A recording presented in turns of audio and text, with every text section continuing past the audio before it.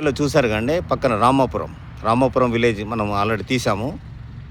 అక్కడ అత్త, ఇక్కడ కోడలు, ఇక్కడ ఎవ్వరు కూడా వెళ్ళి ఓన్లీ పంచాయతీ ఆఫీస్ మాత్రమే.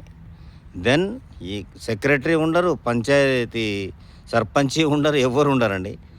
మనం ఈ మాట్లాడితేనే వ్యంగ్యంగా ఉంటుందని అందరూ అంటారు. ఏం చేస్తాం? ఇక్కడ కూడా ఓటును కొనుక్కున్నారు. అక్కడ అత్త కొన్నది, ఇక్కడ వీళ్ళు కొనుక్కున్నారు. ఎక్కడో నుంచి వచ్చారు, కొత్తగూడెం నుంచి ఎక్కడో.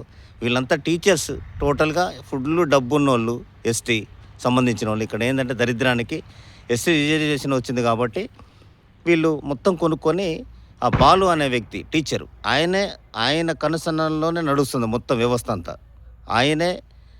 ఆయన కోడలు, ఆయన గారి భార్య, వీళ్ళిద్దరు కలిసి 2 పక్క పంచాయతీలే.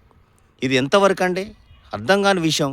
అర్జెంటుగా సంబంధిత కలెక్టర్ గారు కానీ గ్రామ పంచాయతీ సంబంధించిన అధికారులు వెంటనే స్పందించి వెంటనే మళ్ళీ ఒకసారి ఓటు వినియోగించుకునే ప్రతి ఒక్కళ్ళకి చెప్పి మళ్ళీ ఒకసారి ఎలక్షన్ చేయాలని కేహెచ్ఎన్ న్యూస్